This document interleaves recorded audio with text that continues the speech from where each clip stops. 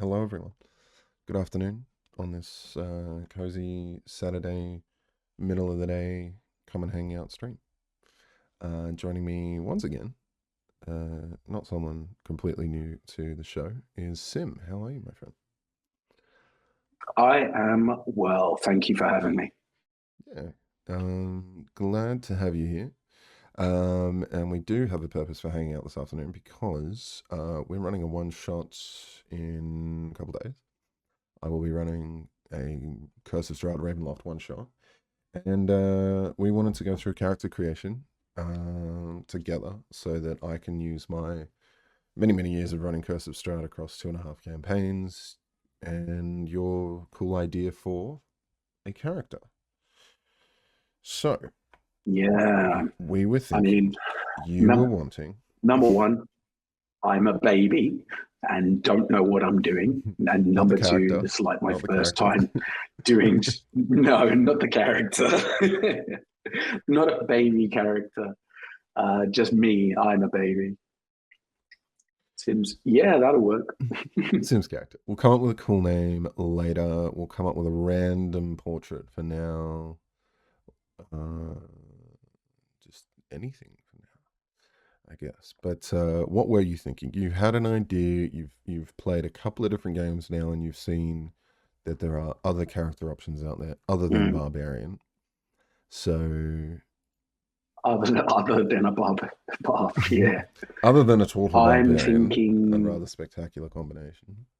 yeah, I'm thinking like a rogue Hmm. ranger kind of attack stuff from the shadows at a Cool, at cool, a cool. distance, ranged stuff. Sweet. All right.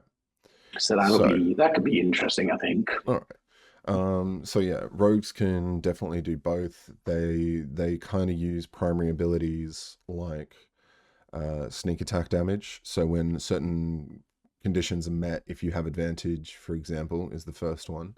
Also, if not necessarily an ally of yours, but an enemy of your target is within 5 feet or melee range, they're considered kind of distracted, and that also gives you advantage. So rogues are always looking for positioning, making sure that they work with their allies as well as keeping their distance and being effective at range. And you can do various things with arcane tricksters. You can dabble in a bit of magic, and then I don't know if the alchemist is a rogue subclass anymore, or if they made it. I think they made it its own whole thing, but I think in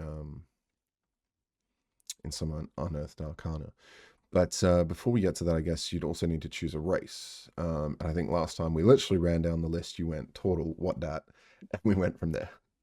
Um, but was there anything else that you've Yeah, seen that's out basically it. there? Or do you want to play something interesting? Like my favorite Hmm. races are like Warforged, um, something Fey like a satyr or something cheeky, lizard folk, very naturally roguish, I'm kobolds, kenkus. thinking some something sleek, Okay, I mean, like something. Yeah, I mean, like a fake could work. mhm, okay. I mean, Something just is kind of like, agile. yeah, I mean, I'm doing some homework here in the background. Yeah, something agile, I mean, so Tabaxi are kind something of light like, footed. yeah, Tabaxi are probably a classic choice. They're really good for Baxi could be cool monks, too. very dexterous. So you get an ability score increase. Your dexterity goes up by 2, and your charisma goes up by 1. You live roughly the same as humans. You're slightly taller on average than humans. Relatively slender. You have a normal walking speed, but you get natural dark vision, feline agility. You get to actually Mm, double your speed in combat. Cat's claws. You always have a natural weapon as part of your physique, mm. and then you gain one other language of your choice. Pretty good choice for a rogue. And if you're feeling that. And you could be any kind of a feline that you want. You could say you were any kind of large cat like a jaguar or something. I like it. Let's do that. I Hmm. think like a Black Panther, something in the shadows. I think that could Dope. work. Okay, cool. Very, Dope. very, very, very cool. All right. So now we do the quick sort of like basically this is all of that again. We only choice you get to have is any language. I don't think that Tabaxi have a specific language. I believe not particularly, but you can literally choose any other language. Is there in a particular race that you feel like you might have worked with a lot, spent time in another country or another collective of people, a different realm, perhaps speaking deep speech or infernal, or Korai is a whole language from everyone. Well, I mean, the, my turtle Bob speaks deep speech. Let's go with something different. This thing, I'm thinking, let's say, yeah, let's go like something like ancient. Okay, okay. Um, I mean, yeah, like giant is pretty ancient. I mean, there is Ooh, primordial, which yeah, is probably that could be cool. giant or As primordial. old as it gets. Yeah, giant sounds It's, good, I think. I think, I yeah. think I think I giant. don't Let's know go which one is. giant. I just know that giant's pretty amazing, and there is an upcoming module that is all about giants. Once again, they have done Storm King's Thunder. Where are we? Giant. There, beautiful. But I think that I think they. it'd just be like a Mm. really good like juxtaposition. We've got like this sleek tabaxi that also speaks giant. Yeah, exactly. A nice little juxtaposition. So, quick run through of what a rogue does. Um, so you get all of these sort of things at various levels. Um, but let's not worry about this too much. So basically, these are all out of a weird order. Expertise, you get to proficiencies. At sixth level, you get to choose more. So rogues are very utilitarian. They serve good utility. That's a noise. Sorry, ignore All good. the dog toy. I was gonna say that sounded like an injured bird, and that's exactly what they're meant to sound like. Um, so once per turn, you deal extra damage. So this is your sneak attack. You don't need advantage, as I said. Thieves can't. You basically get another language. You can talk to other thieves, and it's kind of like spy code. So like you'd sit down on a bench, not looking at the person sat next to you, and say, "Ah, the moon is bright tonight," and then they would say, "Yes, it shines beautifully on the water," or something, and then you leave a case there and take their lunch bag or something full of money, and that's the go. Cunning action, you get Gotcha. to take a bonus action on each of your turns, but you can only use it to dash, disengage, or hide. So as a tabaxi, you can already double your movement speed. Dashing allows you to take your move again, so you are hella fast. And I know that I talked this week. For anyone tuning in who watched our recent episode of the TSP, I did talk about this build, and now we're doing it. So, but I think that's the Tabaxi monk, where you can get ungodly amounts of speed. Like you can move 120 feet around. It's it's ridiculous. So, not really meant to have that, but then you'd also get That is uncanny very dodge. fast and very far. I know it's ridiculous. Uncanny dodge, starting at fifth level, when an attacker you can see hits you with an attack, you can use your reaction to halve the attack's damage against you. So this is your way of kind of, if somebody's throwing a knife at you, you can block it with your wrists, and it's like, well, at least it wasn't my throat. You're still taking some damage, but in a more strategic Mm. way. I like to think of it narratively. And then evasion. This is ultimate. This is awesome. You can nimbly dodge out of the way of certain area effects, such as an ancient red dragon's fiery breath or an ice storm spell. When you are subject to an effect that makes you to allows you to make a dexterity saving throw, you only take half the damage. Oh, that's So nice. yeah, you take no damage if you succeed on the saving throw, which is ridiculous. but if you fail, you only take half That's damage, even better. which is nuts. Whereas some effects with dexterity, generally, it's you take full damage if you fail and only half as much if you succeed. So this kind of brings everything down a peg, which is super powerful. So we are going to work all the way up to 7th level today. Um, Mm, so let's actually just run it straight to straight to level 7. So we're going to have to go through all of these choices, and then we can come into kind of like backstory and interesting history and stuff, and choose some gear and equipment that might have some story mhm, about it as well. And then there's also the backgrounds, and I know that they included some backgrounds for Ravenloft in particular. So they created a second substitute module called Van Richten's Guide. So we can have a look at that. But what sort of skills are you going to want? So you know your 20 skills, your acrobatics to sleight of hand. You get to choose a bunch of these mm. skills, and then you get to expertise and double them if you want to. It's pretty cool. So is there anything that's jumping out at you? I'm gonna go. Yeah, I want to go just like all proficiencies in like speed, accuracy, and hiding. So anything that's gonna boost the ability to just evade and stay undetected. That's where I want to go. So, Okay. like again, the complete opposite to barbarian who just walks into things and hits them very hard. Mm. Okay. Well, acrobatics, sleight of hand, obvious choices right off the bat. And then some of these are going to be a little bit Mm-hmm. more intelligence and wisdom based. So your intimidation is based on charisma, so is persuasion, so is deception. So if you didn't want to dip into any of those, do you feel like you're a smooth talking kind of a rogue, or more of a strider kind of? I don't really talk to people. My swords do the talking, or my my weapons do the talking. No, I'd say we're talking, you know, persuasive, smooth talking. Definitely, got away with words. All right. We can chuck deception in there, and then if you wanted to double dip into that, you could do persuasion as well, um, or even performance if you feel like that might be a a thing you want to do. Performance? What do you mean by performance?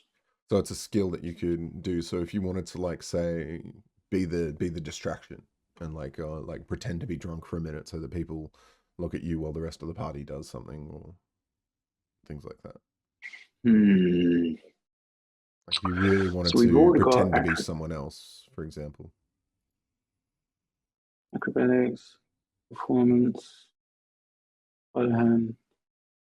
not stealth. Uh, I don't think we had the option for whoops. I don't think we had the option for stealth. Don't you? Oh, we don't. Skills. I'm not actually seeing it, Yeah. even though it says choose Oh, that's a from. shame. That's really weird. Why has it done Yeah. that? Okay, so we can expertise you. I think you've already got it, but we can expertise you. So Oh. calm, calm down, Oh. calm down, Spidersby. Um, Stealth with stealth. yeah, no, this is what expertise Yeah, is. performance So you sounds can good choose then. two I of your mean, if stealth is proficiencies. already available somewhere else. Um, yeah, you can double your proficiency bonus with these abilities. Yeah, let's do that. I like this. Which one do you want to double down on? So acrobatics is like if you really wanted to run around and do parkour related things. Sleight of hand if you really wanted to be more of a pickpockety kind of a thing. Um, Acrobatics, I think, would be good at, staying deft and light footed and evasive. Dope. All right, that works. Okay, we've kind of run through that and that. So here you get to choose your archetype, which is your subclass. And I'm pretty sure you use this word, the assassin, when we were talking earlier. Is that what you want to double down into? Because there are a few different choices. Assassino. Um, I'll show you what assassin does. Let's start there as a kicking point, and that might just immediately work out Yeah, for you. sure. Um, does it not give us the? Okay, here it is. So we choose that, and then you get proficiency with the disguise kit and the poisoners kit. So these are now leading us to choose those pieces of No, equipment, and don't then want if that you one. want, no, not interested. It also gives you No, this. not assassin. I think. Wait. Oh, hang on. You are at your deadliest when you get the drop on your enemies. You have an advantage on. Oh, wait. No, that's good. Yeah. So we could say that you have perhaps a proficiency in something else if you didn't want, like, if you didn't want to, if you weren't interested in poison at all, not your MO, not how you operate. We could change that to like a forgery kit, and instead you make your own documentation wherever you travel in order Mm, to get these jobs that you do and live off the grid. So we can change it. hmm. We can make it I mean, work. let's go with this for now, and maybe Okay. we can. Yeah, maybe we can. Homebrew it and change All it right. to something else. Cool. So at fourth level, you get the option of an ability score improvement, which improves your 6 basic stats. Um, Generally, you get 2 points to put wherever you want. You can put one in one or two in. You can put two in one, or you can split them. Um, we could come back to that, but also feats are insanely powerful. Um, we'll come back to that Mm, because we haven't actually chosen your ability scores yet. Um, but then feats are incredibly powerful, but there are lots and lots yeah, and lots of them. So like something that's very obvious straight away is, where is it? Sharpshooter. You've mastered ranged weapons, which is leaning into your MO. So attacking that's at long exactly what we range want. does That's, not impose disadvantage on your ranged weapon attack rolls. So ranged weapons have an effective range and then a range at which you can still hit, but they have disadvantage. And then it's kind of said beyond that range is the limit like of a that drop weapon. off. Yeah.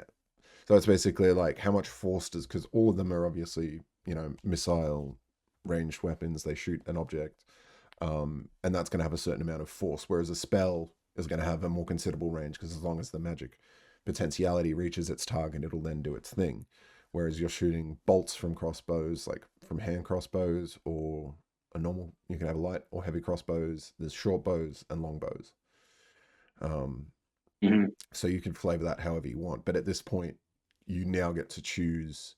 Like you could have any of these weapons by the time you're this level. You would have earned enough repute and you survive long enough to get these weapons. And then, yeah, you're basically looking at ignoring that long range limit. You now open up to just uh, not having disadvantage, which is super important for your sneak attack as well. Because even though you That might would be meet the really condition, useful. yeah, Yeah, as long as you meet the other conditions of sneak attack, the one thing that holds you back is if you have disadvantage. Um, Splatters, we said swashbuckler hits the talky stabby vibe. I think we're going the talky shooty shooty. And then you also ignore cover. So half cover and three-quarters cover. It's not a mechanic that comes up very often, but it is important. Like I think if the DM like organizes terrain Mm. accordingly, it comes up, which I would like to do more of. But half cover gives you +2 to your AC, and three-quarters gives you +5. I want to say, which just seems insane. Mm. Before you make an attack with a ranged weapon that you are proficient with, you can choose to take a -5 penalty on the attack roll. If the attack hits, you add +10 to the attack's damage. So if you want to really take your time with a shot and make sure you hit the most effective target, it might not be the cleanest shot, but if you do hit, it's going to be more effective, kind of thing. Nice. Yeah. Yeah. Okay. I like that. This is So, exactly what I wanted to do. It's kind of like almost, sniper from the covers. mhm. And now you actually get to double more of these abilities. So not the same ones. We can't triple expertise you into stealth. That would be broken. There are ways, but you get to now choose again: deception, perception, Oh, performance, sleight of hand, or thieves tools. Thieves tools is like for unlocking traps and stuff. If you wanted to be that kind of a rogue as well, like unlocking chests, doors, deception, disarming perception. traps, Anything that you can I think think of that would take a perception little bit of tinkering and perception stuff. could be I think perception could be really useful Yeah, just for being also very aware. 100%. I think that's what I would like him to also be, like just super alert, like a cat, almost like a sixth sense. Yeah, I love it. Love it, love it, love it. Cool. Um, and then you And said the then, second one, I guess thieves' tools would be useful. yeah, I generally lean into like people using their sleight of hand as their thieves tools. Like they have to have proficiency of thieves tools, but generally people like will double down on sleight of hand. Um, so it doesn't really matter where you put it, but because thieves tools is a proficiency, this is a skill. But it really doesn't matter because I generally say Oh, I will generally say like use your sleight of hand and add your proficiency bonus again if it's like a specific thing like lockpicking or something. But technically it's supposed mm, to it's the that's why there's a whole proficiency there. But let's just double down on sleight of hand. That's fine.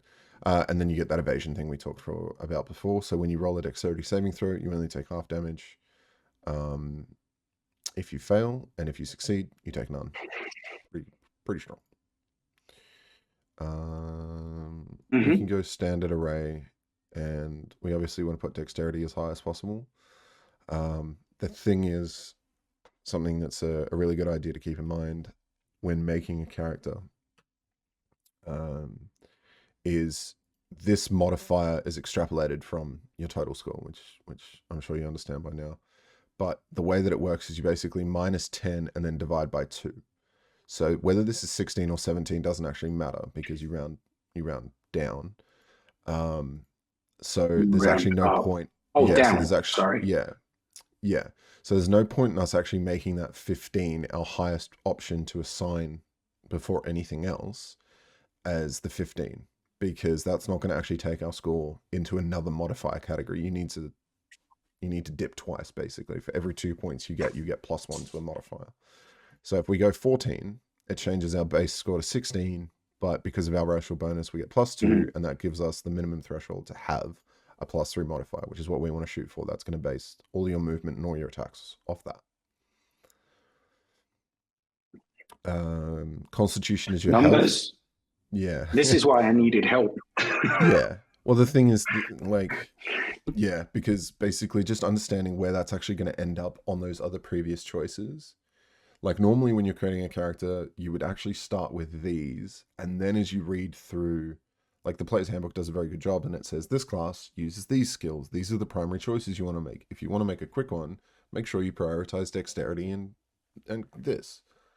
Like it will tell you what to do before you even read through all the options for the class. Which is good. Where I find it quite strange that D&D Beyond does race class abilities, I would do race abilities class. Um, but I guess you need to know what the The class other can way do in order to around, choose yeah. the abilities. Once you've read through it, it makes sense to do it the other way. But I think if you haven't read through the entire class, you don't know what to prioritize here. Um, so yeah, I guess the rest is kind of up to Yeah, you. that makes There's sense. really only one thing I would like to enforce, which is keep your dex high because you do get a racial bonus. You also get a +1 to charisma. So again, if we chose charisma and we chose 15, that would also give you another 16. And that would bump charisma into the +3 hmm threshold, not just +2. But if we go to 13, that would normally only be +1, but because we add 1, it takes it up to 14 and we meet the minimum threshold for a +2 modifier. And then 15 could go into something else. But it depends if you really want to, because again, we're doing the talkie-talkie. If we max out both of these straight away, hmm super effective way of doing it.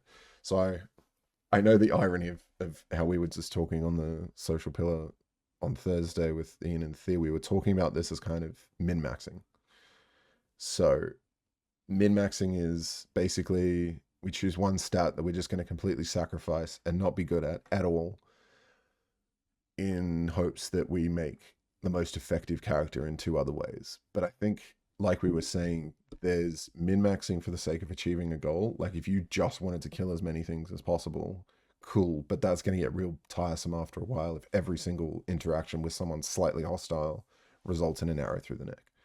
But that's why I like that we're actually spreading it slightly and we do charisma, because you could also be the only charismatic member of the party and you're the smooth talker. And, you're also, you get them out of the pickles as well as solve the unsolvable. So, yeah, like there's no need to really specifically make anything a terrible stat, but you have to make choices. You have to actually have some high, some low, and that's not metagaming and that's not min maxing. So, your constitution is directly related to your health. How robust do you want to be? Because rogues are not meant to be anywhere near as tough as So I dwarves and guess barbarians. no, no. I think we're definitely, but I think, well, at least my intention here is definitely to go the route of just don't be hit and don't be seen rather than just be able to get hit a bunch. I think Yeah. mostly it's about, I want him to just be super evasive, Okay. super, clandestine, and just do mad damage without being seen. So yeah, I think Constitution is probably like one of my lesser concerns right now. Okay. So I think what do we need to choose here? So your intelligence needs to be pretty high, and your wisdom for your perception stuff. Hang on, perception's wisdom splatters me. Correct me. I need a character sheet in front of me. Let me just quickly. This is embarrassing. I need to know exactly where your perception and stuff is taken from. Perception is wisdom. I thought so. So if you want to be as perceptive as possible, let again the 12 or the 13 actually don't make a difference right this second, because whether we choose 12 or 13, you get +1. So if we were thinking of dipping more into that, Yeah. we can go further into the wisdom. Do you want a little bit of padding, or would you rather be like not very strong? So basically, we're looking at our bodily stats here. So your dexterity is not just like eyesight and hand-eye coordination, but obviously your physical athleticism in terms of acrobatic stuff, but also athletics as a skill in the context of D&D is based on your strength. So I'm obviously not going to be, if you were to say, hey, I want to long jump between these two rooftops, I'm not going to be like, oh, well, roll me an athletic skill, even though long jump is an athletic discipline, right? It's, well, you've made this choice to be dexterous, to be agile. I'm going to ask for an acrobatics check, even if you would argue that acrobatics is also, an Olympic thing or a strength based, discipline as well. That's how you've engineered your character. So just up to you if you want which one Yeah, you I want to be the mean, lowest. Would you rather have a little bit of strength? Because this will give you a negative. If I asked you to like push something strong, like heavy, having an 8 will actually give you a penalty. You'll have -1. ooh, yeah, that's a good question. Hmm. Um, And again, we don't have to have any of these as a penalty, because we could actually say, okay, well, if we chose dexterity to do this and charisma to do that, we'd lose our 2 +3s. We'd have to sacrifice one of these +3s, but that could mean that we don't have a negative modifier here necessarily. I think I would prefer to go well-rounded rather than more efficient in one specific Okay. proficiency. Okay. So I think I'd just, prefer to go the way that means no disadvantages. Okay. So what we can then do is going to be a little bit of fun.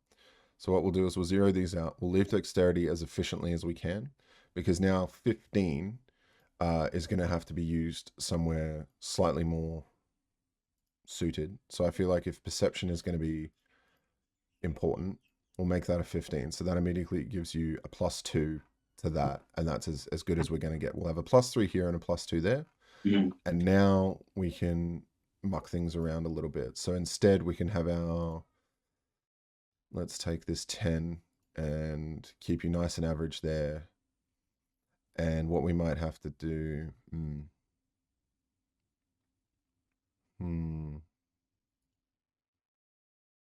do you want to be less intelligent leave that a little bit down. So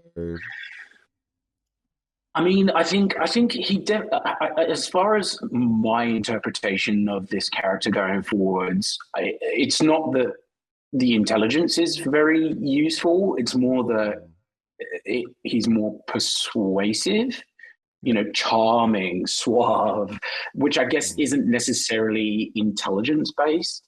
So, yeah, I guess that would make more sense, at least in the way, at least in terms of like the actual character yeah, perspective. yeah, cool. But yeah, if you've only got a -2 intelligence there, like you don't have, you can be like Joey from Friends, like he's the dullest tool in the shed, but he makes up for it. He makes up for it. But this gives us a bit more of an even spread. So you Am I get. going to have to call this Tabaxi Joey now? I'm not saying anything. But yeah, if you yeah with the wisdom there is going to bring up your like perception and your inquisitive nature and like your investigation and stuff. Investigation's based on intelligence, but so um you could sacrifice that in order to bring something else forward. But yeah, like really the only way to bring this up to an average would actually be to make your dexterity, because you get +2 to dexterity as a racial bonus. You could negate that, but that would be your primary stat. So the reason we're choosing a race like this, because you get dexterity and charisma for free. So we would just have to rearrange things slightly. But now you get +0 to strength, so no negatives, but no positives. Your dexterity is quite strong. Constitution, you get a +1. Um, Unless you really wanted to make that your health, but that would be really rough. That's very rough. And then your wisdom +2 No, I gives think you that better this is good the perception. way it is, like that Yeah, way. it's a little bit more even spread. Um, all right, let's chug on forward.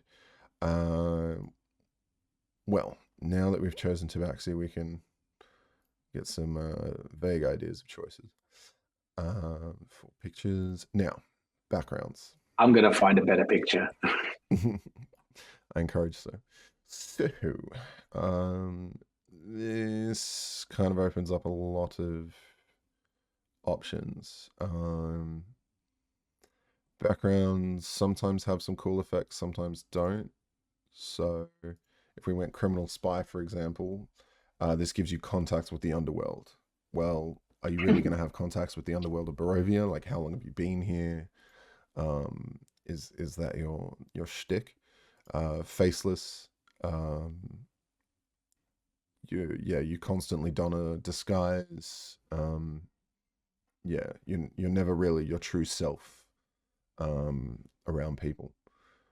So more of a thematic thing, but also yeah, like people can always ask, players can always ask, if I lean into my background for this, can I try and do this, for example? And I would absolutely say yes, or it might even give you advantage on something. So if you were trying to deceive someone and you said, look, I'm using, such and such a persona, or I do this extra thing to change who I am or how I sound or how I look, I'd be like, yeah, of course you can get advantage. Whereas if someone else was like, oh, I throw a scarf on and do a voice, I'd be like, well, you don't do that very often, so roll performance. So I'd give you advantage on something like that. Um, Apparently, you get a proficiency in intimidation now, What else and have we got? we can choose. This opens up basically the rest of the um, proficiency list for skills. So, is there anything else that's jumping out at you Hmm. that you'd want to dip into? Medicine is wisdom, nature is wisdom, persuasion is charisma. No, I mean, not medicine. persuasion, Not, if we were doing more of the charming thing. uh, I mean, again, I think I'm really pushing from the perspective of just like character development rather than specific skills and like metrics. I think the character should be, more focused around, maybe like a very convincing, lovable idiot. Like looks bumbling and stupid on the outside, but is actually, calculating underneath. So whichever background leans the most towards skill proficiencies that would, Okay. open that up. I think that's what I would. That's what I would want. Okay. There are actually two backgrounds that are custom to Ravenloft.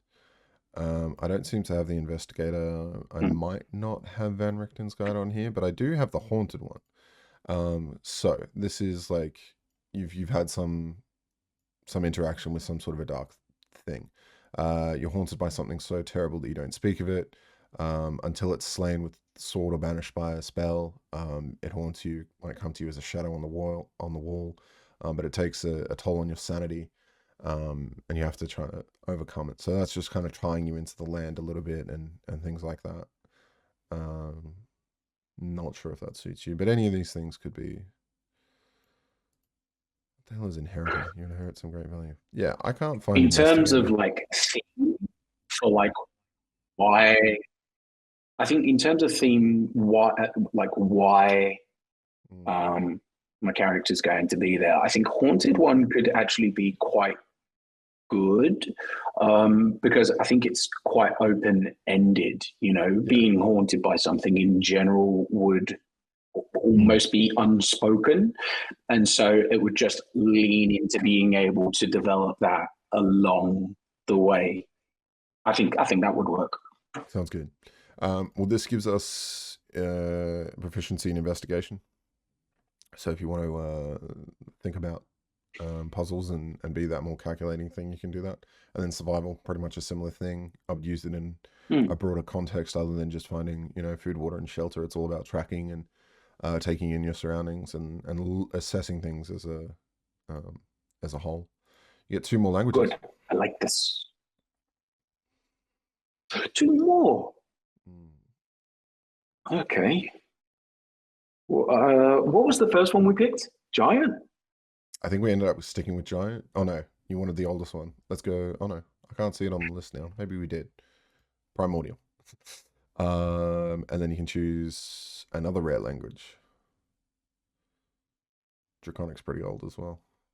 Ooh. Can you?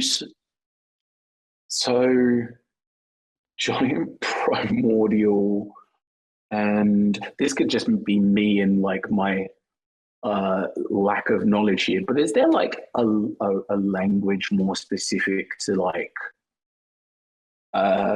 nightmare creatures, like the undead, anything like evil? Um, I mean, abyssal and infernal are both from the hells, from the nine hells. Celestial is obviously from the celestial realm. Deep speech is all about the things long forgotten in the core of the planet and That just okay? ancient and old. Deep speech. Yeah, let's do that. Cool. Because undercommon is Deep just kind of speech like sounds what's great. Like I'm so I'm there's thinking yeah. like Okay. I, I think deep speech is good because that's like language to communicate with like otherworldly eldritch horrors. I Oh, think that that's that perfect. suits Ravenloft to a T. Um, you have a background feature, Heart of Darkness. Those who look into your eyes can see that you have faced unimaginable horror and that you are no stranger to darkness. Though they might fear you, commoners will extend you every courtesy to do their utmost to help you, unless you've shown yourself to be a danger to them. Uh, they will even take up arms to fight alongside you should you find yourself facing an enemy alone. Very cool. Well, that's useful. And then there's some fun personality traits that we could lean into. We could make them random, or if you want to quickly read through them. Mm, I tell you what, I haven't really finished deciding like the actual direction for this character yet. Can we leave these blank now and I can go back and Absolutely. change them? Absolutely. Um, do you hold a faith or an alignment? Would you say chaotic in any way? Do you stick to a code of conduct, or do you just go where the wind takes you and choose what you need to do at any given time? I would say probably like chaotic neutral. Okay. Um, Splattersby, I have chuck the. You've seen it. Okay. Neutral. Sorry.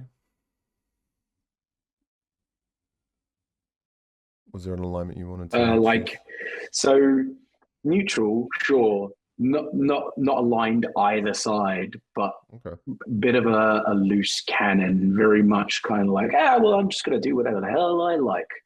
Bit of Yep. an anti-establishment For anyone figure. else who's played D&D long enough, the anti-establishment do whatever he likes. Rogue. Taylor's oldest time. No, it's good. Faith. Do we have a deity? Do we follow? Oh gosh, have I just played into like a long-running stereotype? Not at all. No, no, no, no, no. No, it's classic though. But that's the reason it works. Is because people keep choosing it, coming back to. Um, but that's the thing. You lean into these stereotypes, and whatever your version is going to be is what's important. And however you make it happen. Do you want to get into like how you Mm, look and all that sort of random shenanigans, or do we want to just not start right looking now. I into? think like I'm going to put a little bit of a backstory together, and then I'll probably go back and flesh some of this stuff out. For sure, for sure. So now we get into probably my favorite part, which is choosing equipment. Um, so we could just go completely open up and like give you a bunch of gold. But I feel like let's start with these uh initial equipments, and then we'll fill it with other gears. So as a melee weapon, a rapier or a short sword. Mm-hmm. Rapier does 1d8. Short sword does Probably a short 1d6. sword. Okay. A short bow and a quiver of 20 arrows, or another short sword. Short Um, bow. okay, burglar's pack is like rope and pittons and grappling hooks and like torches and things like that. Dungeoneers is kind of similar, but also includes like survival stuff like rations and bedrolls and stuff. And an explorer's pack has more like survival gear like bedrolls and tents and stuff. It's just a rough idea of what you might. Probably a Dungeoneer's pack, I think. Okay. So yeah, backpack, crowbar, hammer, pittons, torches, tinderbox, rations, and water skin, and some rope. And then you Nice. get by default leather armor, 2 daggers, and a set of thieves' tools. As a haunted one, you can start with a monster hunter's pack. A chest, a crowbar, a hammer, wooden stakes, a holy symbol, a Ooh, flask of holy water, a set of manacles, a steel mirror, a flask of oil, a tinderbox, and some more torches. Very cool. Uh, one trinket of special some of those significance. things are so specific. Like what? The steel mirror? Yeah, the steel mirror and Okay. holy water. Well, yeah, it's kind of assuming that you are jumping into like Curse of Strahd specifically, like the wooden stakes, for example. So there are the horror trinkets table that I'm going to pull up now. So that is a D100. Do you want to roll a D100, or would you like me to You got dice give one? there? Always. I don't have stuff to hand. I have a magnetic dice tray that is stuck to a thing that I always have some dice in.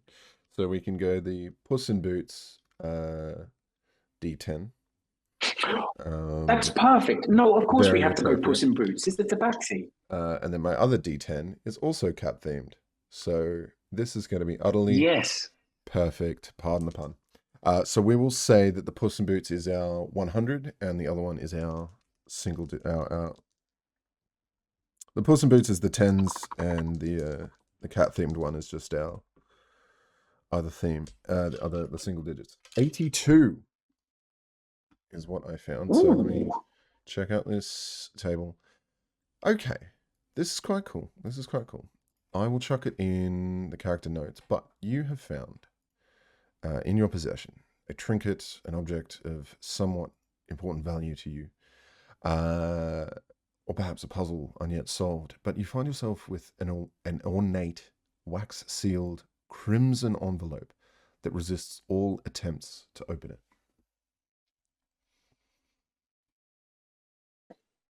Okay. Creates more questions than answers.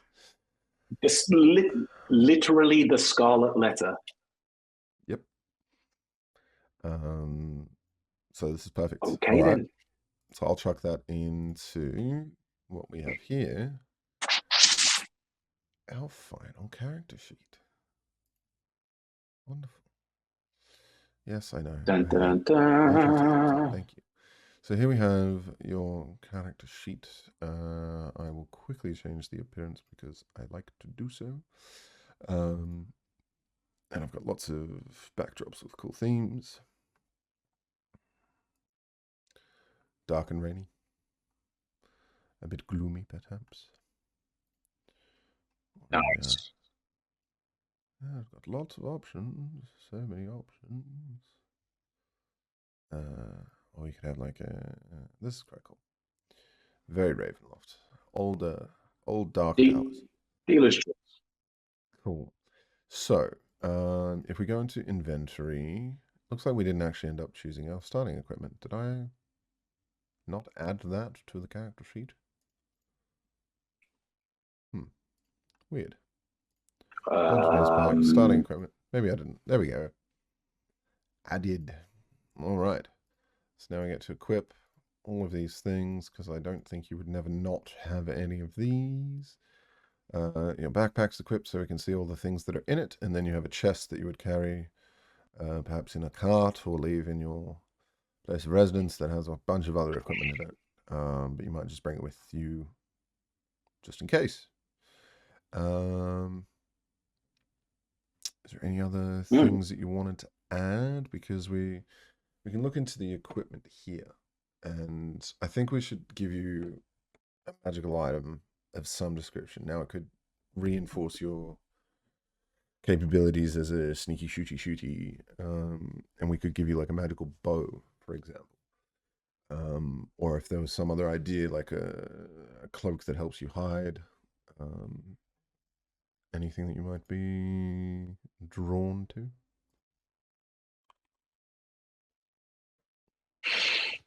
Hmm.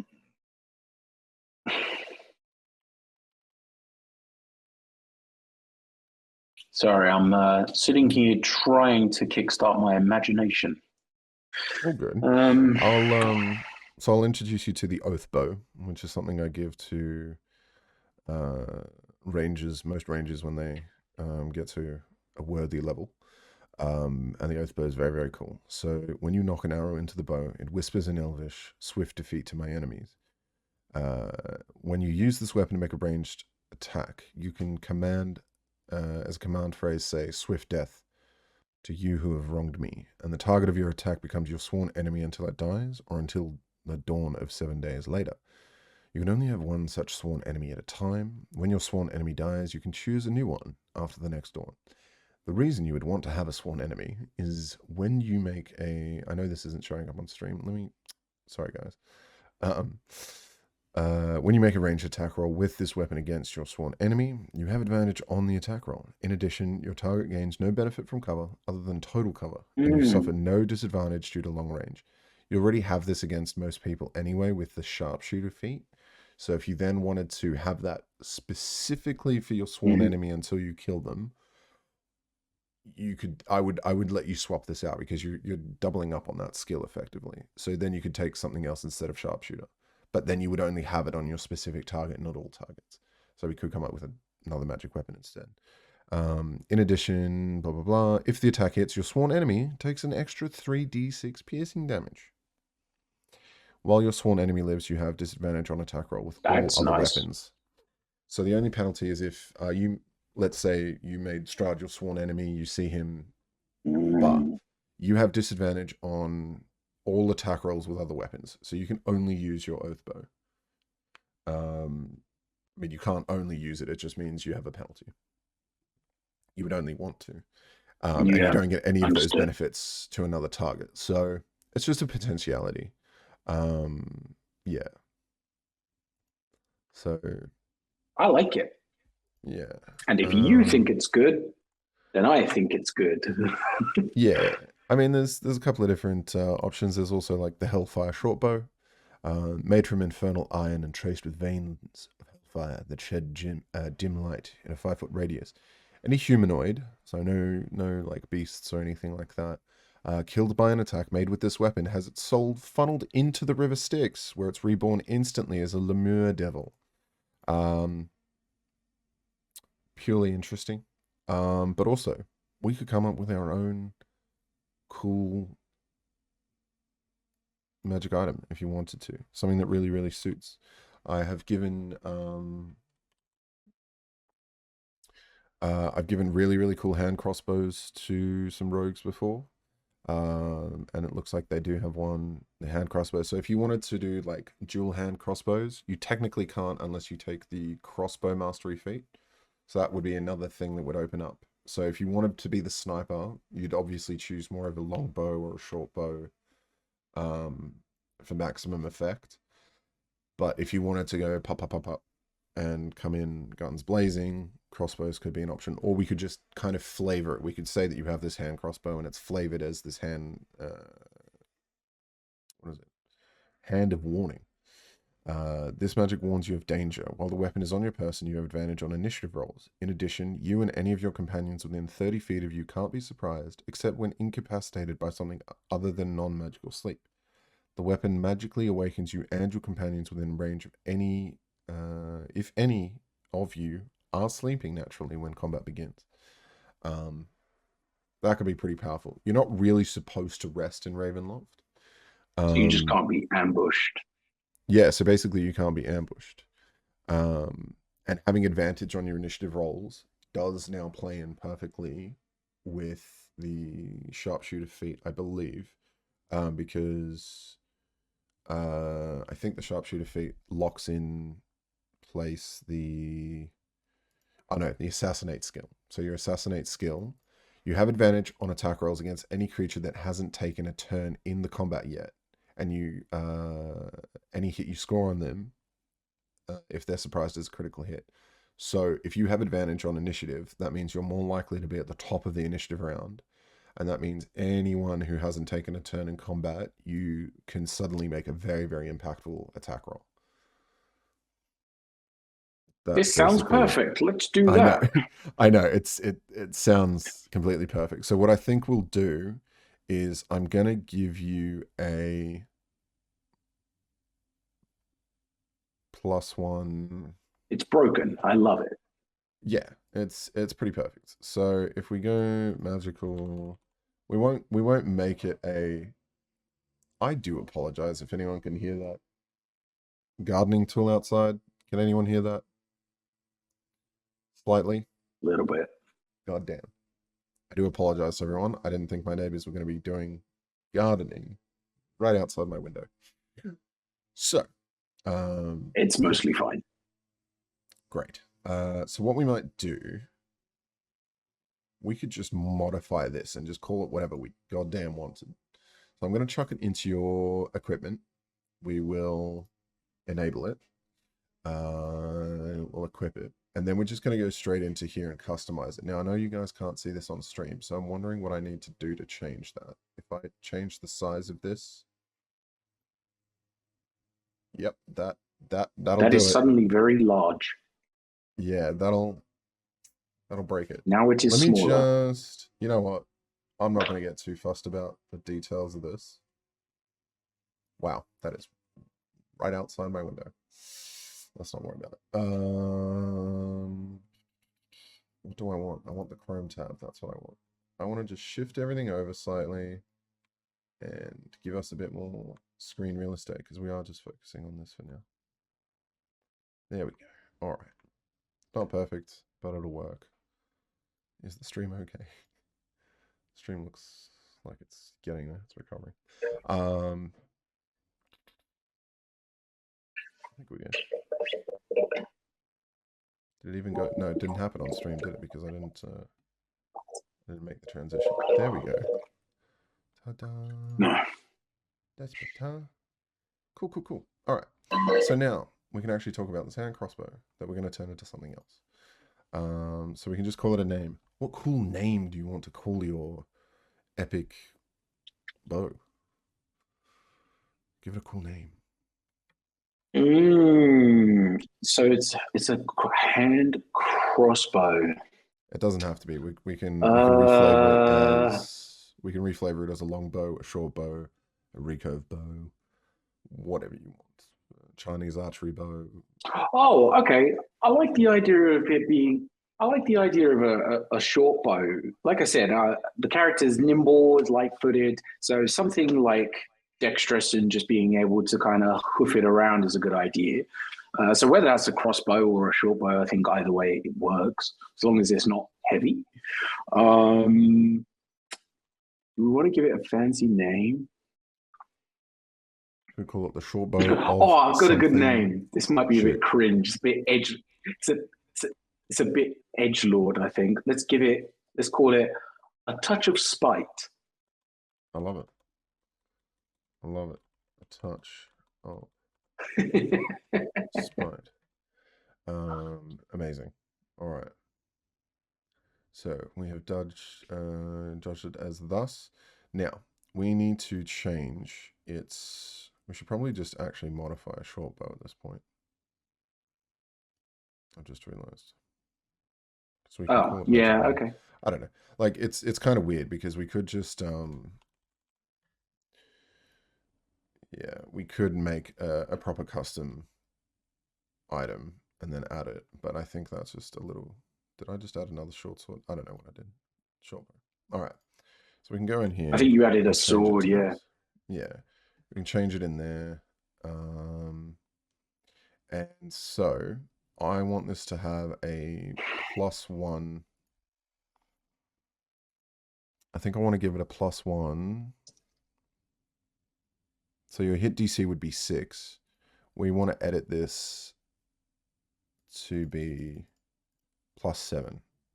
So that should give you, yeah. So now this is a +1 weapon. And normally you would add +3 to it in terms of damage. But let's edit that as well. And the damage bonus is not just 3, but 4. No, I've made it way too high. Okay, so it works that way, but not that way. But we can just give you a +1 damage bonus. Okay, cool. So at minimum now you do 5 damage. If you rolled 1 on your d6 for damage +4, and at most you can do 10 damage base.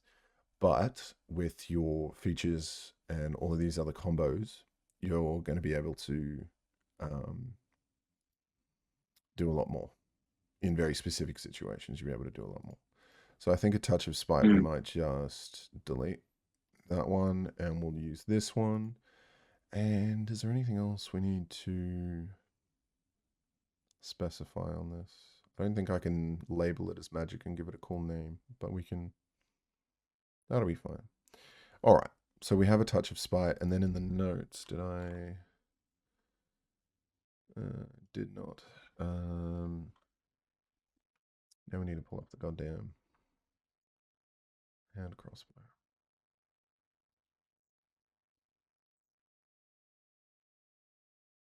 No, it doesn't want to do that. There we are. Hand crossbow warning. This is what we want.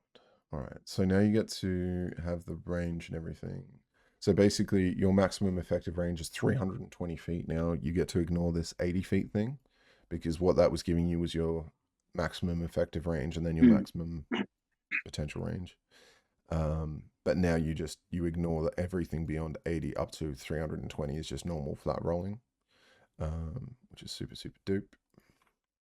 And Mm-hmm. if we add these notes, now you can actually see under your equipment and under your actions here, it'll have everything there that you need to remember. So while the weapon is on your person, you advantage on To initiative. So know. just remember that. Yeah. Yeah. So super important thing. Yeah. We've pretty much got everything here. So yeah, your feline agility. So when you move on your turn in combat, you can double your speed until the end of the turn. Once you use this trait, you can't use it again until you move 0 feet on one of your turns. So you need to sacrifice movement on another turn. You're basically stealing it from another turn, that movement. Mm. which is very, very cool. And then this sneak attack, you're going to want to focus real hard on that. What I'll do when we play is I will give you, say, a bunch of these little d6 that I keep for like Shadowrun and Alien and stuff, because they use d6 pools of dice.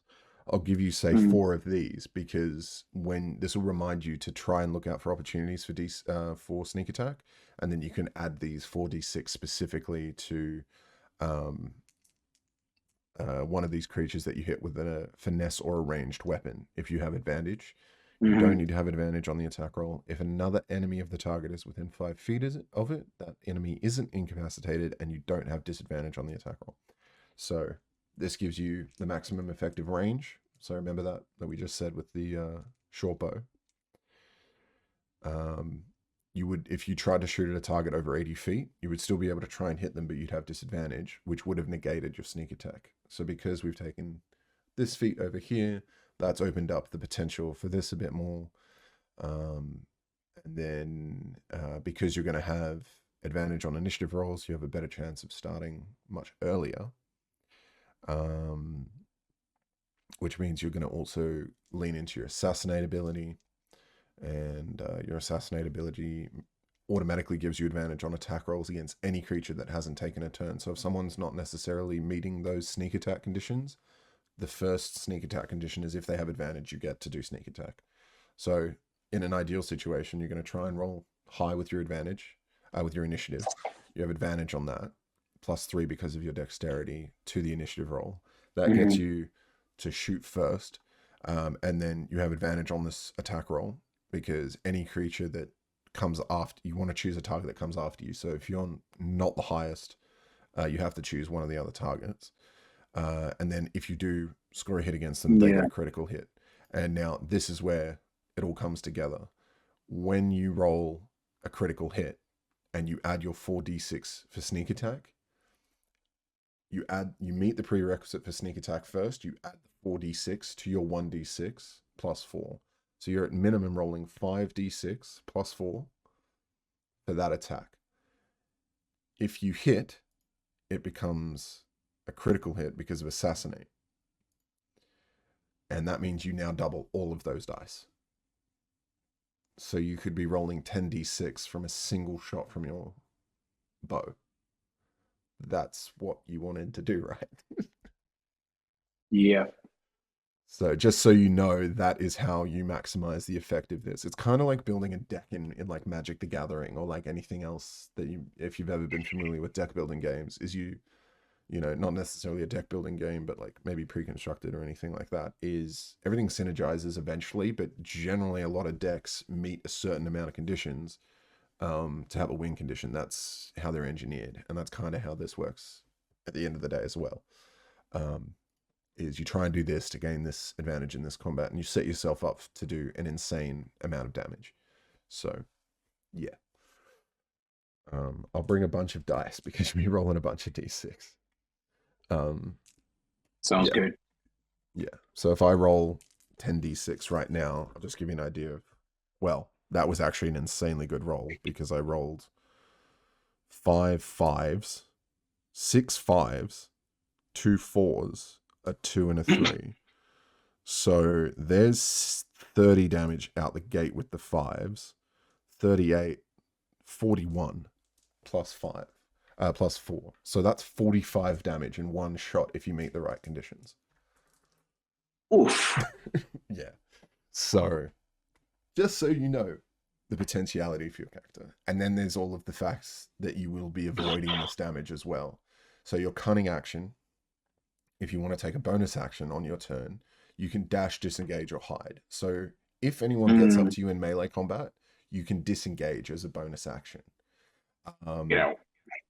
and which means you can step out of their melee range without provoking an attack of opportunity. Um, and then where's the other? Actually, help me. What's the other thing I'm looking at? Evasion. Um, if you happen to be targeted by a big explosion damage, or let's say a corridor starts crumbling down on you, you might want to make a dexterity saving throw, or have to make a dexterity saving throw. You're going to avoid a lot of that. Super powerful. Um, yeah. Lots and lots of cool things that you can do. So I'm just looking through um, the chat in Twitch, and is there any legitimacy to some of the like some of the suggestions that were made here in terms of like crossbow expert instead of sharpshooter? Sure. Because Um, wait, unless did we change that weapon to be a short pipe? yes. Oh, we did. Oh, Yeah. okay. All right. Because So the hand crossbow is going to give you a lot less range. So I'll show you. We'll kind of gotcha. yeah. So at the moment, your effective range is 320 feet with the short bow, super strong. Hand Mm, crossbow is is only 120 feet. Does the exact same amount of damage. You would have the same plus to hit and damage rolls because this one here, this magic one, you get a +1 to attack and damage. I included that in the mm, custom thing, so you were gaining those things. Um, I don't know because again, so like we'd be leaning out of a sniper archetype with doing that huge amount of damage right away, but mm, if we did lean into hand crossbows, I will show you what the setup for that would be like. So if we go into class here, and then instead of choosing sharpshooter, we go crossbow expert. So what this would do is ideally you would have two hand crossbows, and you would be shooting twice per turn. Um, So thanks to extensive practice with the crossbow, you gain the following benefits. You ignore the loading property of crossbows with which you are proficient. The loading property means that you have to have one free hand mm, in order to load something. So if you have a crossbow, you're obviously shooting it like a single shot kind of a weapon and you're firing it. When you have a bow, you draw an arrow from your quiver, you shoot. You have to have a free hand. Obviously, you don't need to have a free hand to shoot a hand crossbow, but you would theoretically need to have one to load it. But the way this kind of works is you can mm, technically ignore that and just go swack, swack, swack. Um, Also, if there is a creature within 5 feet of you, you generally have disadvantage on ranged attacks because imagine trying to swing a short bow around and get an effective shot off when someone's right up in your grill trying mm, to hit you with a sword or a mace. Um, yeah. and then this is kind of fun as well. When you do use the attack action and attack with one-handed weapon, one-handed crossbow, you can use a bonus action to attack with a hand crossbow you are holding. So if you're holding a hand crossbow as your main weapon with a one-handed crossbow and you want to attack again, this lets you use your bonus action to do so. So an idea of what that would now, yeah. So now because you ignore the loading property, you don't need to have a free hand. You can have another hand, have another hand crossbow in the other hand. Um, and what that looks like is your attack action. You only get one, but you are going to be doing potentially far more damage, more consistently. So this takes a lot more prerequisite setup. So you only get that assassinate damage on targets that haven't acted yet. So if you get one really good shot, you do a huge amount of damage once at the start of combat, right? And you meet Mm. all those prerequisites, you can do potentially 45 or more damage in one shot. Whereas if we then go into getting you that hand crossbow,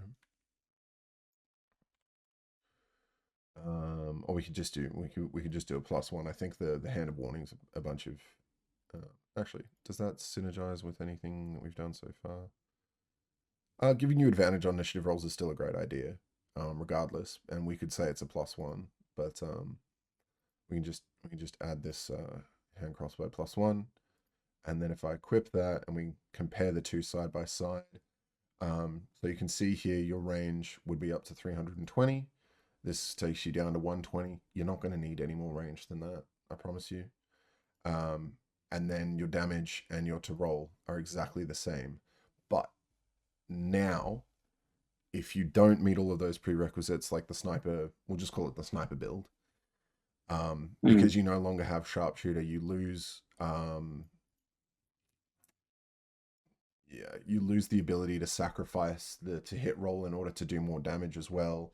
And is that what you lose, the ability to actually get advantage? In your opinion, in terms No, of just this gives do you more. damage with the least amount of setup, which is best here? Is it to go with the rapid crossbows, or is it to use the short bow with Well, sharpshooter? yeah, so the sharpshooter, let me just remind myself what sharpshooter does. Can't have both of those up. Sharpshooter 5e. Just gotta make sure. Okay, so now the attacking at long range becomes an issue. So when we're looking directly at this attack range, you're now going to have disadvantage over 30 feet with the hand crossbows. So you have to be medium range shooty now. So that also Mm. doesn't matter if someone's right up in your face though, because you still can just shoot them right in front of you because of the crossbow expert. Um, but it would matter what your maximum effective range is now. And anything over 30 feet, you could still attack, but you'd have disadvantage on. So that's what we're substituting there. Your ranged attacks, your ranged weapon attacks ignore half and three-quarter cover. That's from sharpshooter. Whereas here, um, yeah, there's nothing about that here. But being within 5 feet is, I guess, the direct trade-off with that. And then if you use the attack action with one-handed weapon, you can use a bonus action to attack. So you can shoot twice per turn now. So basically, to summarize, we're looking at the option of still a +7 to hit, still a +4 to damage, dealing the same amount of dice statistically here. And then again, you can still meet a lot of the sneak attack prerequisites for your hand crossbows. However, the sneak attack is again once per turn. You can deal an extra 4d6. So you can choose whether that's on your first or second attack, but it can't be on both. Um, Mm. and then the assassinate still comes in, so your assassinate ability gives you that auto crit. So if you do meet all of those prerequisites and you hit with your hand crossbow on the first turn, the only thing you're really sacrificing there is actually the effective range and not having disadvantage over 30 feet. So if you want to shoot from a distance, you need to go the short bow. But I would say more damage, less difficulty. You're gonna be want to doing these hand crossbows. Because also Well, I more mean, attacks means if it more means opportunities to land a if natural it critical means hit as being well. Yeah, I mean, if it means being slightly closer to the enemy, but still Yeah, being as deft at like avoiding damage, then I think that's still fine. You know, character is still fast, still nimble, and still effective at dodging damage, which is fine, but has the ability to do more damage, and doesn't need to be so far away. I think that probably makes sense. yeah. Just just kind of strangely, you do have exactly 45 hit points. So that roll I made just shows you that you could assassinate yourself with a single shot with the sharpshooter build. But Oh my you gosh. you you will meet that potentiality, I think, more often.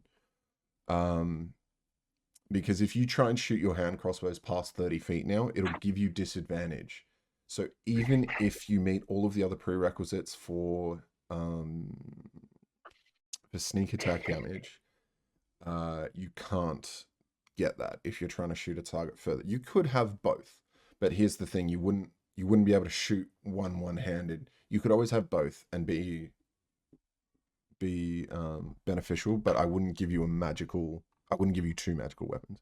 You could have two magical hand Mm. crossbows, which is hella strong, and then I could say give you a regular short bow, and then if you wanted to shoot I think that further, makes sense. Yeah, yeah, a regular short bow just as like an extra should the occasion be needed. That makes sense.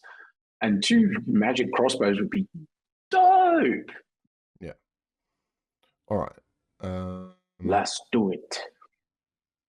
You know what? I'm still gonna give you the magical warning as well on the touch of spite. So your short bow is slightly magical. It's not going to give you the same benefits in combat, but it does say it warns you of danger while the weapon is on your person. So if you've got it with you, it's still going to give you Hmm. advantage on initiative because I feel like that's such a strong thing to have with this build. And then in addition, you and any of your companions within 30 feet of you cannot be surprised except when incapacitated by something other than non-magical sleep. So Yeah. if everyone's asleep, they if they're sleeping naturally, they get woken. Very, very cool. Mm. So yeah, we've got a hell of a strong build. It's very, very cool. Yes. Strong tabaxi. Splattersby is suggesting, are we using the optional class rules? You get to take aim that way. Otherwise, you can hide to make it advantage and cancel out the disadvantage at range. Where would we find those optional class rules? If I'm not mistaken, that looks like that would probably be with sharpshooter, though, right? Because you're Maybe. No, saying well, here like a feat anyone can take. there's enough movement to dip in and out, which makes sense with the crossbows. Like Mm, fast enough to and with enough range to like get in range, do damage, get out. And there's those, 100%. uh to the bonus actions and stuff to like disengage and whatever if things get a little too spicy. Mm. Um Optional class rules. So yeah, I don't know where we would choose that exactly. Under the first tab. Hit points? That can't be Proficiencies? right. Class class rules? Come on. What, under home? Race? Home, he says. We're going home. Optional class features. Okay. Ooh. What have we just opened up? Now if we go class?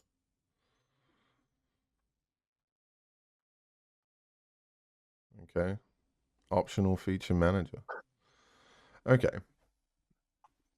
So, Ah. as a bonus action, you give yourself advantage on your next attack roll on the current turn. You can use this bonus action only if you haven't moved during this turn, and after you use the bonus action, your speed is 0 until the end of the current turn. So that works hella well with Tabaxi because let's say you're chasing something, you use your burst of speed, which means you're going to have to Mm, sacrifice all of your speed one turn coming. So mm, you use that, you move hella fast. Then on the following turn, you don't move at all. You engage this, you sacrifice your bonus action, but now you can shoot well beyond the 30 feet without giving yourself disadvantage. And then if any of the other sneak attack prerequisites are met, like there's an ally or uh, an enemy of the target within range, you suddenly gain sneak attack damage as well. Super, super So this crazy. would essentially enable the ability to kind of operate the hand crossbows with the same effective range and same abilities as the short bow. To a degree. Yeah, to a degree. Yeah, Um, not the same, but almost. it expands your range. It also gives you advantage if you needed it.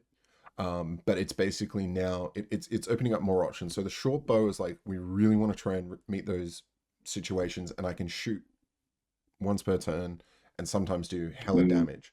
This is actually and I can do basically what that does is it was more about the range, and then you could still mm, sacrifice 5 to the roll. It's kind of like taking aim in order to do more damage. So that was the only thing that we were gaining with sharpshooter. I think the way that we've set it up with hand crossbows plus this steady aim means we've effectively given you the ability to shoot twice per turn. So you can shoot one with your action. And then as a bonus action, you can now decide to use that as a secondary attack if they're within 30 feet. Or if they're outside of 30 feet, you can sacrifice that second shot to make a better shot. Either giving yourself advantage or opening up a range advantage by taking away the penalty of shooting over 30 feet, which also just works so thematically. Very, very cool. I like it. I love it. So, so cool. All right. So what do? We just tick this on? Yeah, I think we've nailed it. No, no. Do you have to actually like tick that? Oh, did I not? Probably. I don't think so. Optional feature. Ding. Added. Ding. Um, okay. Your health points are fine. Not amazing, not bad. That's Um, fine. That was expected. yeah. And then if you ever get stuck, you do have a short sword. You've got these daggers. You can do all of that sort of fun stuff as well. On to the Um, teeth. yeah. Pretty good. What is your armor class? 14. If I gave you like some sort of special armor, it would get a little bit spicy. You'd be I think it is getting a bit egregious there. yeah. I want everyone to be adequately geared though for the one shot. I think it's going to be quite punishing. So if I don't give you like a pretty good fighting chance, because literally all I would have to do is throw an intelligence check at you, and I know your weakness. So if I just started attacking you with like insane illusions that make you lose your mind, and you can't see that they're not illusions, and you go crazy, and I deal psychic damage, doesn't matter what you're shooting at me because these are illusions. Like that's how I think as a DM is I need to obviously give you plenty of things to slay and kill with all of these cool things, but also how can I poke and prod and make it threatening for you so that you're on edge and it's not just oh, Mm. bullet hell. I guess I'm playing the Division 2. Um, uh, Oh God, don't get me started on that game. Just yeah, shoot a thing for like 20 in real life minutes. Just yeah, it's ridiculous. It's pretty weird how they decided to scale the difficulty in that. But that's not the goal here. The goal here is give you so badass moments where you can go whap whap. so we And adjusted those yeah, weapons, right? The short bow is just a regular short bow, and the hand that is gonna crossbows that is gonna be a are they weapon of magic? warning. So yes, your hand crossbows are magic. Um, Ooh.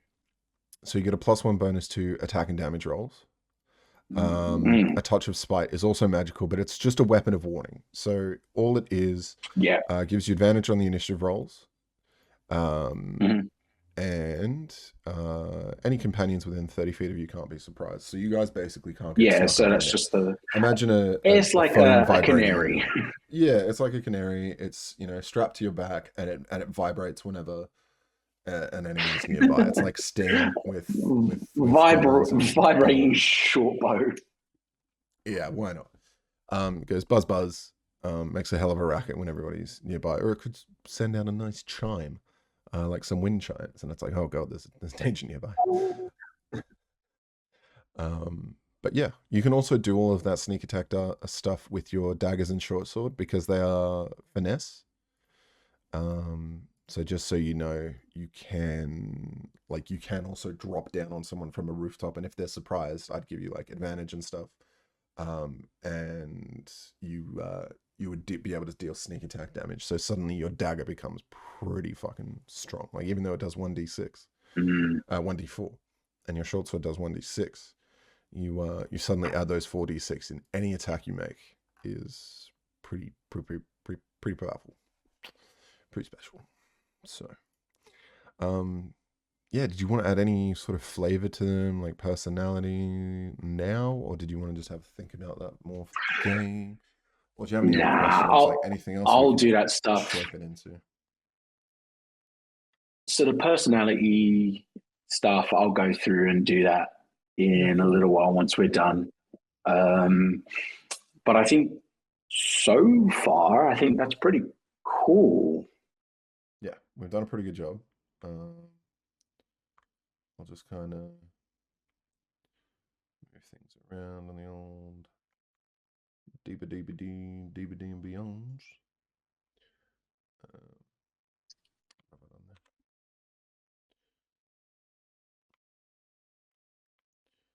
But yeah, we have created a very, very effective character. Um, I guess in order to inspire your personality process, there's so much that we could touch on in terms of Ravenloft and um, all of the lore and richness No, no, about no, it. no, But don't. No, no, no, no, no, okay, don't. I want to go in blind. you got some ideas? I'm not. I don't have any ideas, Okay. but I'm going in blind. I'm writing this character in such a way that the character has uh, intentions, but doesn't know what they're getting into. Just like me, has intentions to have a good time and achieve an outcome, but has no idea what they're getting themselves into. So, despite being this cocky, suave, persuasive person, is deeply haunted by something, thinks that they're going to find an answer here, and is going to be immediately humbled by vampires and shit. Cool. Do you want to roll for your harrowing event? Like, what did take a toll on your sanity, perchance? You want to come up with something Oh, yourself? wait, is this based on the haunted one? It is. Ooh. So you could either Uh, roll for it, or you can nothing wrong with just choosing one of those, and you can expand on it, twist it, change it, but it might just be a launching pad for I wonder whatever if ideas Siri you can might do have. this. Hey Siri, roll a d10. Sorry, something's wrong. She Please said try no, again. basically. Google can. If you ask Google to do it, it'll do it. Oh my god, are we getting into the whole Apple versus Android thing? I'm just saying Google's, but like if you type it into Google, it has a built-in dice roller of any size die, All right, I'm any putting in psychic roll dice. a d. I'm putting in roll a d10. Yep. I got a 2. Okay. You were born under a dark Oh, star. that's so perfect. You can feel it watching you coldly and distantly. Sometimes it beckons you in the dead of the night. That I'm is feeling it's pretty leaning deep. into the ancientness, kind of the Cthulhu, Lovecraftian horror sort of a thing. Oh, mate, it's so dark. It's so just. Super cool. It's so creepy. Hang on, I'm making notes here. Let me write this down. Dope. Um. Uh. Background is based on the haunted one with a harrowing event as such. Let me write this down. What was it? You were born under a dark star. Man, what does that even mean? I feel like you're going to pull out some absolute bullshittery. Uh, Yeah, I have what a to. surprise. Oh, great, terrific. Oh, I've already got ideas. Um, Oh, terrific. That's great. That yeah. isn't terrifying. Super cool. Do we have a name for your tabaxi? Joey. Joey, done. Calling him Joey. So You made good. it happen. Uh, it works. It works too well. So I'll quickly run it back. Let's polish off.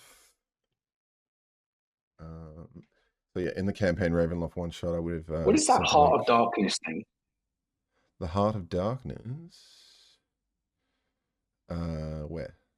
On the other page.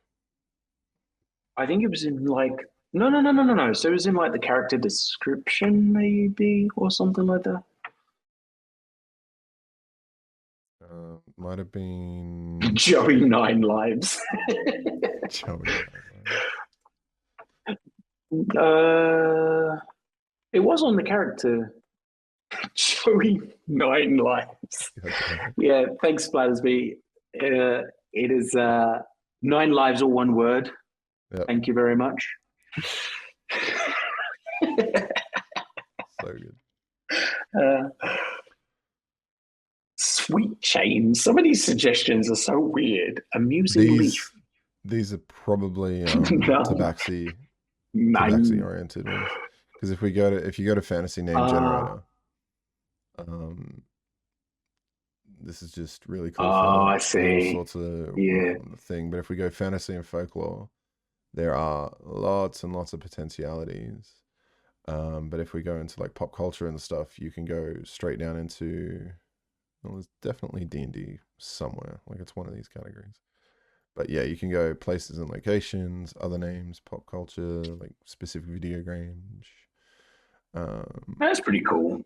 Yeah, very, very, very, very helpful. I don't know where the D&D stuff is. Okay, yeah, all right. Where did I see it? So that Heart of Darkness thing was under. I think it was under the. Let me What go was it back called? to. Let me It was just bring under up. the background thing, like the haunted one thing. Yeah, okay. So if we go So wherever that. here, Heart of Darkness. Yeah, there it So is. There it is. yeah, those who look into your eyes can see that you've faced the unimaginable horrors. So even though they might fear you, they will still extend every courtesy to do their utmost to help you. Unless you show danger, they'll even take up arms to fight alongside you. Okay. Okay. That is useful. I'm just getting all this down. I may or may not be using ChatGPT to shortcut some of this stuff. No, by all means. I see. I see all of those chat things as very, very useful tools. Okie dokie. All right. I think this is good. We This is made amazing. good progress. Absolutely.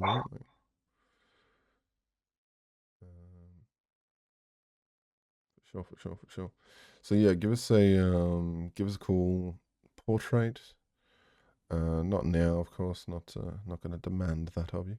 But if you want to do that, you Oh can no, do I'll so. find one. I'm going to put you in some sort of a cool Ooh. thing. Oh, that What's one's this? cool. I like that one. The animated Stardust. Yeah, that's nice. That's Yeah, cool. I like that. very, very chill. There is the Spirit Shroud, which is quite weird. Uh, that one's cool too.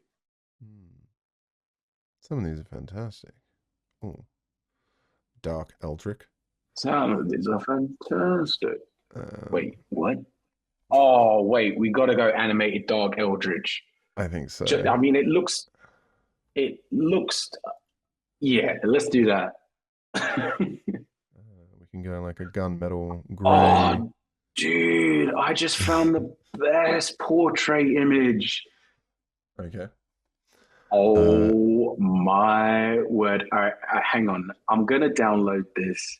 Okay. Shoot Joe, it to me. You can share your Joe screen to 89 me in the chat if you wanted to. Hang on. I'll ping this to you now, and then you can Cool. upload it to the character. Yeah. Just so that everyone's Go. aware, we're not. None of this is for commercials. Like it normally, I'd have to be careful using. I don't know. It's like a weird gray area because we're creating something that isn't part of like the brand or the Twitch or anything like that. So if it's a copyright image, really shouldn't be trying to use it. But we're doing something creative, and I guess it's, we people pinch all this sort of artwork for D&D games and stuff. It's But transformative in nature. okay, where are you shooting this to, my friend? Discord. Discord. Okay, there it is. I shall look at. Yep, that's it. That's the one. Save Dude, that's sick. 9 lives. Skadoosh. And then if we go in manage portrait.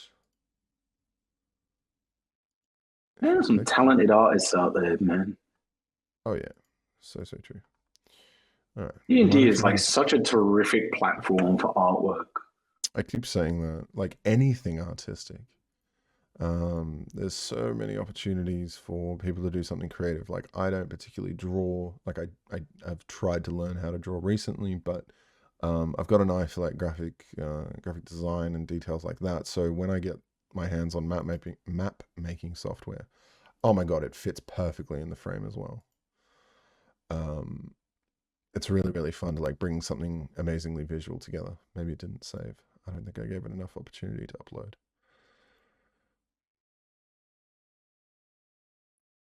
It wasn't too big, was it? Maximum file size is 3 meg. Ah, set portrait didn't hit the button again. There Oh, we go. that'll do it. Oh my god, that is so perfect. So good.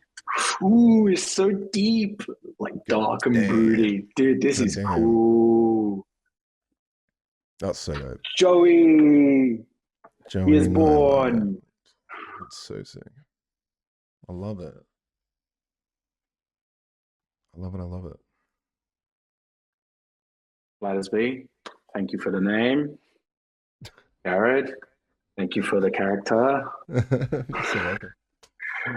Everybody, thank you for your expertise because I am stupid with this stuff. Like just being able to like effectively, I guess, balance out like skills and proficiencies and traits. Like it's just I just don't have the like expansive knowledge of all this stuff to kind of piece it together. Yeah. So I mean, as we so talk, yeah, yeah, yeah, we talked about it on the show this this is week helpful. about like min-maxing and stuff like that and trying to like engineer and build a character to do a specific thing. I keep bringing it back to like that's a lot of fun for people, and it is, I would say, playing the game and like playing according to the rules. There's nothing wrong with that. And Mm, you're not limited. I don't think there's anything that's necessarily like limiting you in D&D. Like there obviously is in terms of like Magic the Gathering or anything else, like any of these trading card games that I would just love to get into. But I do not have the time nor the financial capacity to constantly be buying new cards, nor like constantly looking at the meta. Because I recently dived into Flesh and Blood, and I really enjoyed playing it and really enjoyed the 3 or 4 decks that I'd created with the 3 or 4 heroes that I knew. But the real skill in the game took knowing all of the different heroes that people could play and what their strategies could be so that you were always prepared for a specific battle. And that got frustrating for me.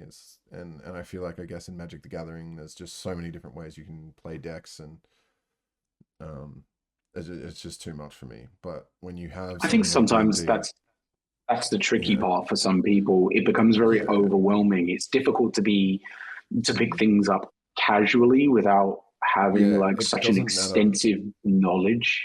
Yeah, it doesn't matter how good you are with your deck or your strategy, because if it's immediately Yeah. easily counted, it's not quite like chess or anything. Chess is an even battlefield. How good you are is how good you are, and the only thing that Mm, makes a difference is whether you play first or not, and what side of the board you're on. mm, That's literally the only thing that really sets you up. Otherwise, it does come down to experience and skill and strategy and your ability. Whereas it doesn't matter whether you are the best player with a specific deck in Magic the Gathering. There are probably like 9 or 10 different decks in the right hands that can counter you. Like this, obviously the numbers are complete. I'm just pulling numbers out of my butt, but with D&D it doesn't matter because it's about you trying to tell a cool mm, story. And yes, this is a character that's engineered for combat, but your character is an assassin. Your character kills things. Your character has a dark history and a mysterious past. He's come to a dark place. Why? To end this? To learn more about himself? To find out who he truly is and where he comes from? Who knows? But you're also really fucking good at slaying shit. So like it's both. You get to play both. You get to have like a really cool story, a really cool purpose. And mm, hopefully do some cool, yeah. Yeah, I think you'd appreciate that as well, Spiders Me. It does scratch the deck builder side. Like as soon as I kind of started looking at all the options and knowing what I've seen played at so many of my tables, these classic rogues using the sneak attack, getting critical hits at advantage, and doing all of that stuff. From me designing these amazing crossbows for rogues to specifically be able to absolutely mess shit up. Um, Super fun, super fun. So we have created a very cool, very unique character with a classic foundation of shoot stuff, do a lot of damage, and don't get blamed for it. Don't get blamed. Don't get smushed. Yeah, don't get hit. That's the one thing you always have to remember. But Splattersby will know, like, whenever I play in his games, I like to play rogues and rangers, and I'm very reckless with them. I'm like, oh yes, let me put myself in harm's way to try and kill things, and I'm very reckless with my characters. I don't really care if they get pummeled, because I just want to make sure that my character does the cool thing, or, like, you know, puts himself in harm's way, or does the kind of silly heroic thing. I find myself leaning into those traits a little bit more. But you don't have to do that. And I think you'll, over the several hours we're going to play, you'll come up with more of your personality as it just comes out on the fly. But yeah, you get to think about who you want to become. Exciting stuff, man. Thank you very much as always. Of course, my dude. Of course, good to hang out with you. But yeah, I guess there's not much else for it. You can now claim this on the Ravenloft one shot. Yeah.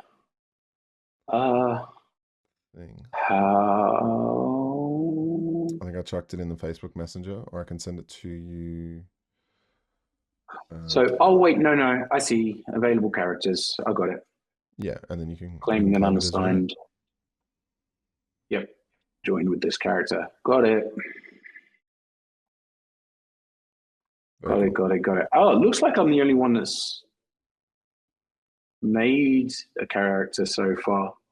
I've only just created this campaign, so I need to send that campaign invite to everyone. Like, I've sent it to our Space Hamsters chat. So that'll work. I've just realized my stream's slightly buggered. I moved something. Whoops. I try put back. That's okay. We're wrapping up anyway. Hey Splattersby, Awesome. Thanks for hanging out, dude. It was fun. And thanks for anyone else who is tuning in now and or after the fact. This has been a blast. Sim, thank you so much for joining me. Thank you very much. Just a nice casual hangout. Not too serious, not too big of a topic. Let's just make a cool character and objective complete, I would say. So yeah, if anyone else is listening in after the fact, this is just one character you can make. Obviously, thousands and thousands of options out there, but this is what we are using for a Curse of Strahd one shot that we're going to be playing in 2 days' time. So, any other questions, Sim? Any final words before we let out? No questions from me. Okay. No questions. I guess any final words would really just be, it's fun. It's interesting. It's nice to see, like, you know, the expansiveness of the amount of information in there. Like I said, I think there's a bit of a balance between just being overwhelmed and then having fun with it. And I think it just comes with time, just comes with experience. I still consider myself new, because there's just so much stuff, you know. So when people are like, oh yeah, I've played that campaign like 6 times, I'm like, how have you played this 6 times? I play things very slow. People might have run it before and then played in it and things like that, and might have watched it on a stream and things like that. So people do get exposed to a lot of the, like, modules and stuff. But there's so much homebrew and imaginative worlds that we can put out there, and then there's all the expansive rules. So, you know, there's all the published stuff, all the things that are official, and then there's everything that isn't. So you can really open it up, and yeah, I think the next step, if we end up creating another character for you, would be a spellcaster of some kind. So you can now play a martial character, a ranged martial character, with this Tabaxi, Joey, and 9 lives. But opening up into magic and all of those options is probably the next step. And then we should definitely play another rule set, different rule system sometime. I think Alien would be really fun to play at the store with everyone. We've Play some Alien. we've talked about it a few times. Yeah, Yeah, I I think think that that's would the be right group. cool. Yeah, everyone's into their gothic horror. They appreciate it. So, not just gothic horror, cosmic horror. Gothic horror is what we're doing with Yeah, Castle Strahd, but space horror is its own subgenre of fantastic, deliciously evil things. But yeah, that's all we have time for. This is all amazing. good. So much fun. Alrighty, Thank you man. so much again, man. Of course, thank you for joining me, and everyone who's tuning in, check out our socials. We have a Facebook, Discord, and a YouTube that has some videos, but not everything. This kind of content may or may not make it out there. The Cozy Stream's not too sure just yet if we want them to be exclusively live or not, but if they're not, hi. Thanks for listening after the fact. But we're going to head off, and we'll catch you guys on the usual time, usual place, Thursday nights, for more conversations about role-playing games. And that's it. That's all we got. Alrighty. Bye, Thanks. everyone. Bye, everyone. Thank you.